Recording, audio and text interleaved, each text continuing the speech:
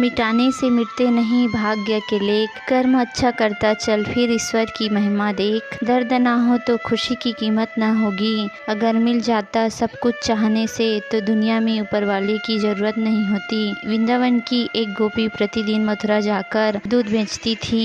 एक दिन ब्रज में एक संत कथा सुनाने आए और वह गोपी भी उसकी कथा सुनने पहुंची। संत ने कथा में कहा, भगवान के नाम की बड़ी महिमा है। भगवान के नाम के जाप करने से बड़े संकट टल जाते हैं। भगवान का नाम तुम्हें भवसागर से पार लगाने वाला है। अगर तुम्हें भवसागर से पार होना है तो भगवान का नाम कभी मत छोड़ना।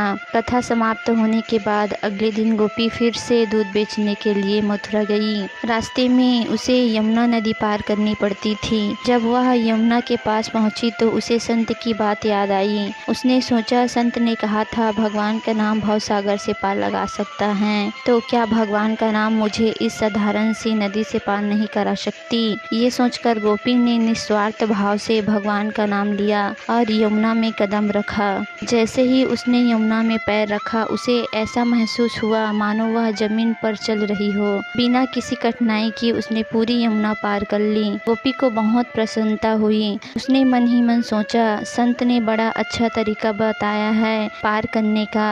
अब रोज नाविक को पैसे नहीं देने पड़ेंगे। कुछ दिनों के बाद गोपी ने सोचा, संत ने उसका इतना भला किया है तो उसे संत को अपने घर भोजन के लिए निमंत्रण देना चाहिए। अगले दिन जब वह मथुरा दूध बेचने गई तो संत से निवेदन किया, बाबा कृपया आप मेरे घर भोजन करने पधारे। संत ने उसका निमंत्रण स्वीकार कर लिया। जब गोपी और संत यमुना के किनारे पहुँचे तो संत ने नाविक को बुलाने के लिए कहा। गोपी ने संत से कहा, बाबा आप नाविक को क्यों बुला रहे हो, हम ऐसे ही यमुना पार कर लेंगे। संत ने आश्चर्य से पूछा, कैसी बात कर रही हो गोपी, बिना नाव के यमुना कैसे पार करेंगे। गोपी बोली, बाबा आपने ही तो कथा में कहा था भगवान का नाम जपने से भवसागर से पार हो जाता है। मैंने सोचा जब भवसागर से पार हो सकते हैं तो यमुना क्यों नहीं। मैं रोज भगवान का नाम लेकर यमुना पार करती हूँ और मुझे नाव की जरूरत नहीं पड़ती।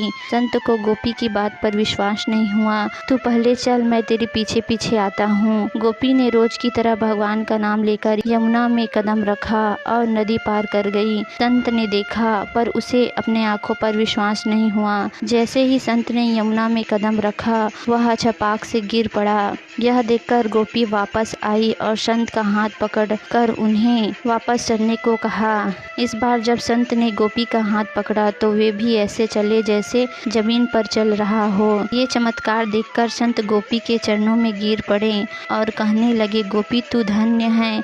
सही मायने में नाम का आश्रय तो तूने लिया है। मैं जिसने नाम की महिमा बताया खुद उसका आश्रय नहीं ले पाया। संत ने गोपी से सच्चा नाम स्मरण सीख लिया, फिर भगवान के नाम की महिमा को सही अर्थ में पालन करने लगा। मित्रों, कुछ पल अकेले बैठकर ईश्वर का नाम लिया करो, फिर देखना बहुत सुकून मिलेगा। इमली का नाम लेने से मुंह में पानी न भरे और ईश्वर का नाम लेने से मन को शांति न मिले, ऐसा हो ही नहीं सकता। गुजरी हुई जिंदगी को कभी याद न करें, तकदीर में जो लिखा उसकी फरियाद न करें। जो होगा वह होकर रहेगा, तो कल की फिक्र में अपनी आज की हंसी बर्बाद न करें। जहाँ का डर नहीं वहाँ जाना नहीं, जो सुनता नहीं उसे समझाना नहीं, जो पचता नहीं उसे खाना नहीं, जो सत्य पर उठे उसे मनाना नहीं, जो जाहिर करना पड़े वह दर्द कैसा, जो दर्द न समझे वह हमदर्द कैसा। यहाँ का दस्तूर है चुप रहना, जो दिल पर गुजरे किसी को बताना नहीं। हर आंसू आँख में लाया न करो, हर शख्स यहाँ नमक लिए घूमता है। हर जख्म सबको दिखाया ना करो, खूबियाँ कम अरमान बहुत है, जिसे देखो परेशान बहुत है। करीब से देखो तो निकला रेत का घर, मगर दूर से उसकी शान बहुत है। अपना दर्द खुद तक रखो, लोगों तक जाएगा तो तमाशा बन जाएगा। दुनिया क्या कहती है ये मत सुनो, तुम क्या हो ये तुम जानते हो। पक्षी एक एक दाना खाने के लिए 100 बार झुकता है, पर इंसान 100 बार खाकर भी एक बार परमात्मा का शुक्रिया नहीं करता है। किसी ने माँ के कंधे पर सिर रखकर पूछा, माँ कब तक आपके कंधे पर सोने दोगे? माँ ने उसे सहलाते हुए कहा, जब तक लोग मुझे अपने कंधों पर न उठा ले। मेरी तकदीर में एक भी गम न होता अगर मेरी तकदीर लिखने का हक मेरी माँ को होता। मित्रों, अगर हमारा प्रयास पसंद आया हो तो हमारे चैनल को लाइक एंड सब्सक्राइब जरूर करें। तो चलिए आगे बढ़ते हैं। सब्र वह वृक्ष है जिसकी जड़ें कड़वी जरूर होती हैं पर फल हमेशा मीठा ही होता है। समय समय पर खुद को भी बदलो, क्योंकि हर वक्त रास्ता बदलने से हल नहीं होता। दिल भी वही तोड़ते हैं जिन्हें जोड़ना नहीं आता। जो बुरे वक्त में साथ देता है अक्सर अच्छा वक्त आने पर वही ठुकराया जाता है।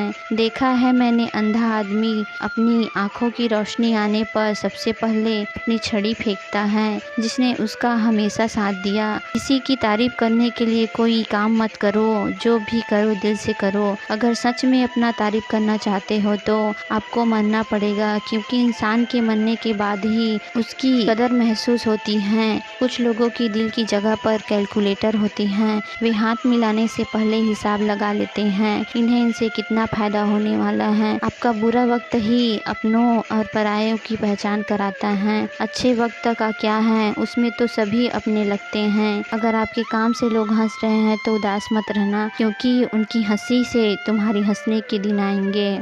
जिनके शरीर सुंदर है उन्हें दुनिया पसंद करती है, और जिनकी आत्मा सुंदर है उन्हें भगवान पसंद करते हैं। क्रोध को प्यार से, बुराई को अच्छाई से, स्वार्थ को उदारता से और झूठे व्यक्ति को सच्चाई से जीता जा सकता है। मोहब्बत माँ से सीखो और सब्र पिता से, प्रेम राधा से सीखो और इंतजार मीरा से। जिंदगी में हम कितने गलत हैं या कितने सही सिर्फ दो लोग जानते हैं, पहला परमात्मा और दूसरा अंतरात्मा। जिस दिन आपको यह अनुभव होता है कि सब दौड़ व्यर्थ है, उस दिन आप उसी जगह खड़े रह जाते हैं जहां परमात्मा है। ऐसे व्यक्ति को संभाल कर रखिए जिसने आपको ये 3 भेंट दी हो, साथ, समय और समर्पण। इंसान की अच्छाई पर सब खामोश रहते हैं, लेकिन चर्चा अगर उसकी बुराई की हो तो गूंगे भी बोल पड़ते हैं। किसी को कष्ट देखकर तुम्हें भी कष्ट होता है तो समझ लेना तुम्हारी आत्मा में परमात्मा का विराजमान है।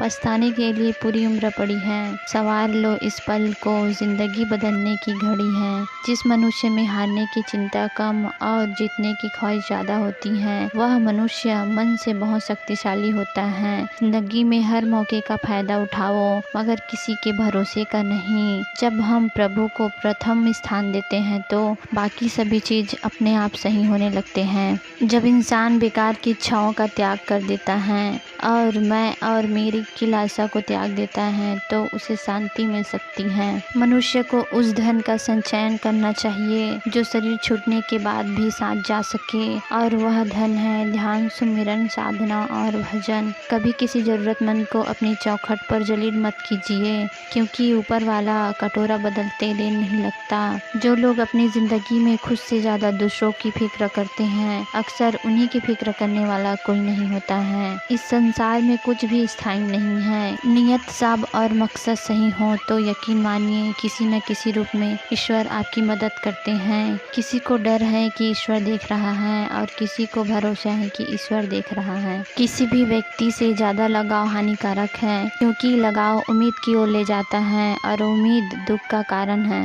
तू इस संसार में किसे खोने से डर रहे हो, जबकि इस संसार में तुम्हारा कुछ नहीं है। प्रार्थना लोक प्राप्ति के लिए नहीं बल्कि मन की शांति के लिए होती है। एक पत्थर एक बार मंदिर जाता है और भगवान बन जाता है। इंसान रोज मंदिर जाता है फिर भी पत्थर बना रहता है। अहंकार भी आवश्यक है जब बात अधिकार, चरित्र और सम्मान की हो तो। इंसान अपनी कमाई के हिसाब से गरीब नहीं होता बल्कि अपनी जरूरत के हिसाब से गरीब होता है। भरोसा रखना, जैसे बिना मांगे दुख मिला है उसी तरह बिना मांगे सुख भी मिलेगा। दुख बेचे नहीं जा सकते और सुख खरीदे नहीं जा सकते। कर्मों का लिखा हर हाल में भुगतना पड़ता है। हीरा परखने वाले से बेहतर पीरा परखने वाला होता है। जो इंसान खुद के लिए जीता है उसका एक दिन मरण होता है, और जो इंसान दूसरों के लिए जीता है उसका एक दिन स्मरण होता है। जिसने मन को जीत लिया उसके लिए मन सर्वश्रेष्ठ मित्र है, किंतु जो ऐसा नहीं कर पाया उसके लिए मन सबसे बड़ा शत्रु है। सारे फैसले हमारे नहीं होते हैं, फैसले वक्त के होते हैं। ठोकर भी जरूरी है जिंदगी में, इंसान संभल कर चलना सीखता है। आपको जो कुछ मिला है उसके लिए ईश्वर का धन्यवाद करें, चाहे वह अच्छा हो या बुरा। कुछ आशीर्वाद की तरह होते हैं, कुछ सीख की तरह होते हैं। लोग चेहरे को साफ रखते हैं जिस पर लोगों की नज़र होती है, लेकिन दिल और कर्म साफ नहीं रखते जिस पर भगवान की नज़र होते हैं। जीवन का अटल सत्य यही है, यदि आप सहज जैसे कामयाबी का स्वाद लेना चाहते हो तो मधुमक्खी जैसे संघर्षण करना भी पड़ेगा। तुम्हारा एकांत ही तुम्हें मनुष्य बना सकता है, भीड़ तुम्हें भेड़ बना देंगे। जब जीवन में सब सही होना होता है, उससे पहले ईश्वर आपकी बहुत सी परीक्षा लेते हैं। उस वक्त खुद को टूटने मत देना। जैसा मन वैसे जियो, लेकिन कोई काम ऐसा ना करो कि लोग आपकी माता पिता की परवरिश पर उंगली उठाने लगे। कुछ मिलने पर अहंकार मत करना, क्योंकि देने वाला और छीनने वाला एक ही है। कोई हमारा बुरा करना चाहता है तो उसके कर्म में लिखा जाएगा। हम क्यों किसी का बुरा सोचकर अपना कर्म और वक्त दोनों बर्बाद करें। जो धोखा खाने और दुख मिलने के बाद भी गलत रास्ते पर नहीं जाता है और ईमानदारी से अपना जीवन बिताता है, ऐसे इंसान भगवान को सबसे प्रिय है। अंत में ऐसे व्यक्ति की जीत निश्चित है। सुख और दुख अपने आप नहीं आते, ये आपके किए हुए कर्मों का फल होता है। इंसान कहता है ईश्वर नजर क्यों नहीं आता, पर सच्चाई ये है, जब जीवन में कोई साथ नहीं देता है तो सिर्फ वही साथ देता है। धीरज रखो, क्योंकि हर नया परिवर्तन आसान होने से पहले मुश्किल हुआ करता है। भरोसा और आशीर्वाद कभी दिखाई नहीं देता, लेकिन असंभव को संभव बना देते हैं।